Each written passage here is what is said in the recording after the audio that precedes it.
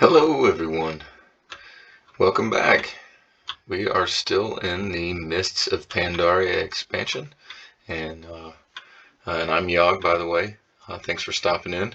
We're going for a little trip around Pandaria, and we're going to take a look at the spawn points for all the Warbringers.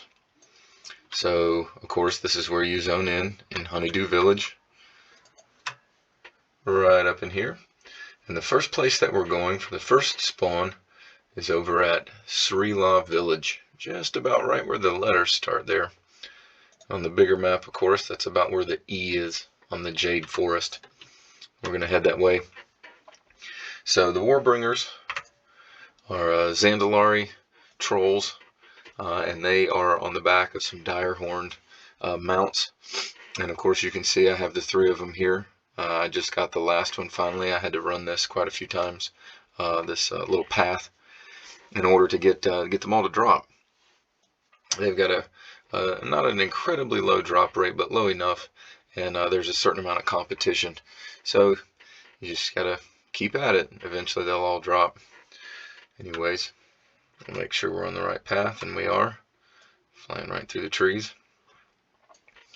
The first spawn point is right where this rock is sticking up, and it's just on the other side, and we'll see if they're there. And it looks like, of course, the NPC scan is showing there's one here.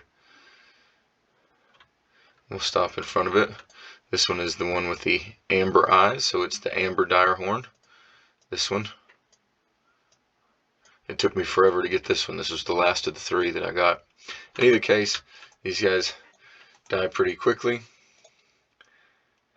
And you can see they drop a couple of other things as well. They drop some insignias, which add rep to various factions in Pandaria, and then a bag of supplies. Nothing too crazy. You'll notice as we fly away, and of course now that's our first one. That's there. We'll see if, looks like NPC Scan has picked this one back up. There are also Zandalari scouts, which make a pass around the forest. As you can see, nothing special. They don't have a mount, but when you kill them, they also drop the insignias. So if you're trying to build up your rep for the mounts that the vendors for each faction offer, you can totally farm these things out. But, so we're going to head back. We're going to head back towards Honeydew Village. But that, of course, is not our goal. We are headed to the very edge of Kunlai Summit. And I think it's about right where the T is another spawn point. So we're going to head that way.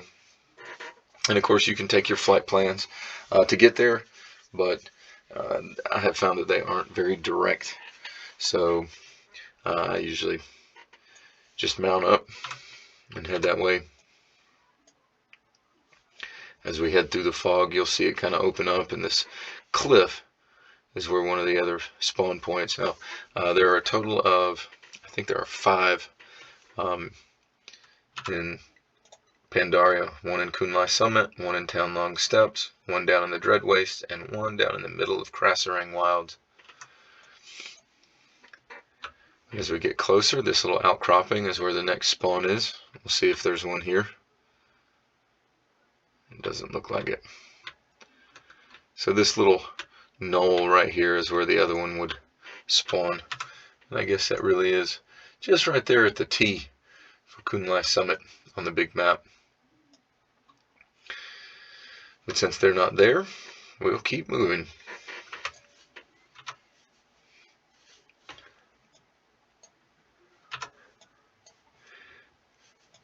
This is a little bit of a long flight. As we pass through, you'll see there are some other world bosses that spawn regularly. The Shah of Anger in the middle of Kunlai Summit is one of those.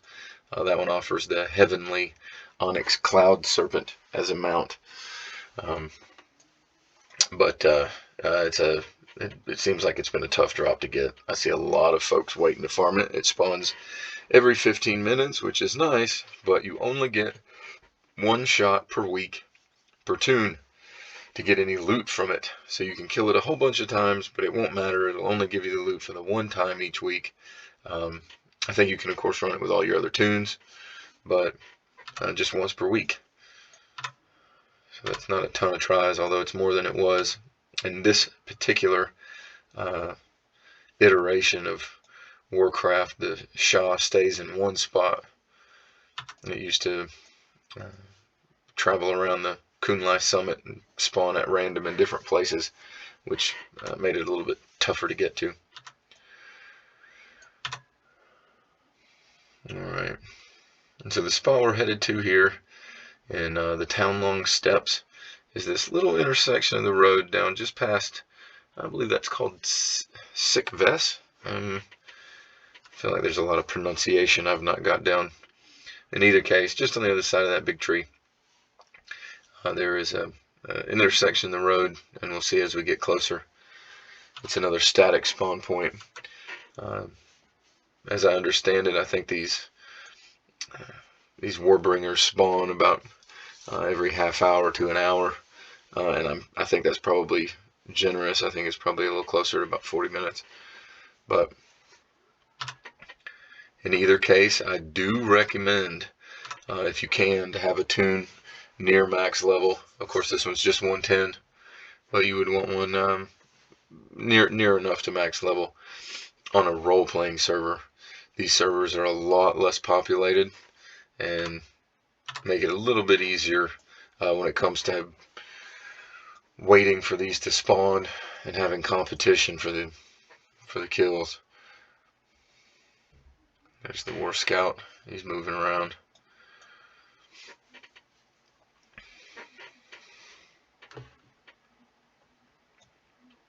Let's see if we've got one here. And it looks like we do. There's the star up there. And this one is another amber. It took me a little while to realize that it was talking about the color of the thing's eyes. It's the only thing that's yellow. Anyways.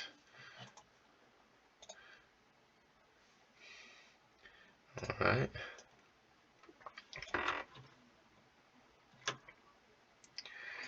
Now we're going to head to the one that's in the Dread Wastes. We're looking for a little spot down here at an intersection. Just we're on the far right, the eastern side of the briny muck swamp. And there's a little spot on the shoreline where this one spawns.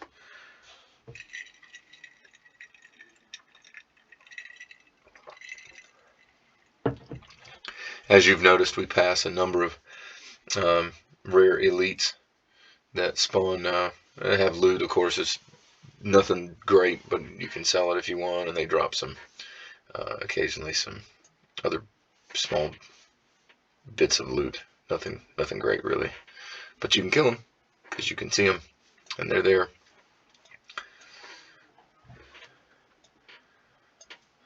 Right.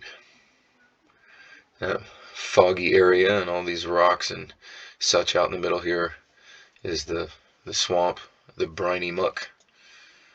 And we're headed over to this little landing right over there.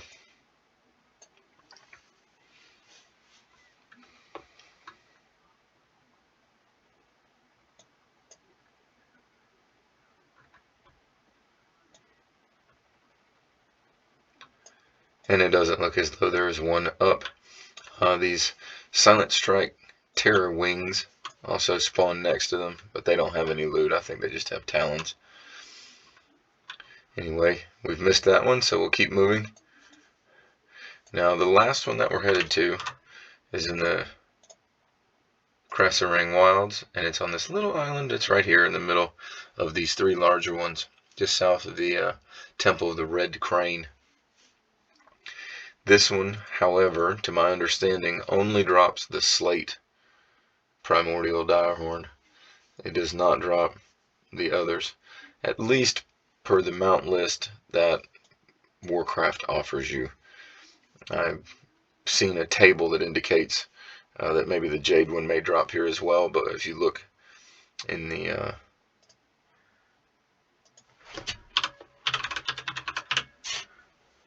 listings, you'll see Krasarang is listed for the Slate, but not for the Jade or the Amber one.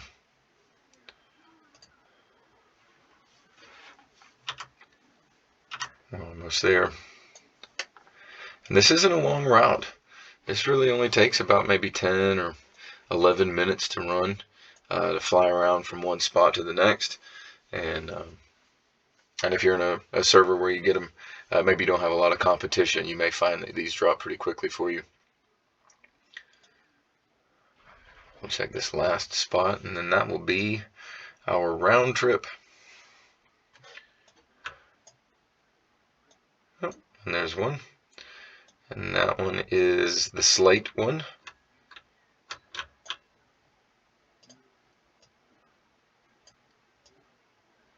Very nice. Yep, pretty neat. And then, of course, the Jade one. I think this one looks the coolest. Smack her tail a couple times. And I'll kill this guy. And that's it. Thanks for coming along. I hope this helps you out. Like I said, the big advantage here is to being on a role-playing server. The populations are really low. There's not very much competition, and it means that every little bit you can do another round. And I wish you the best of luck, and thanks for hanging out.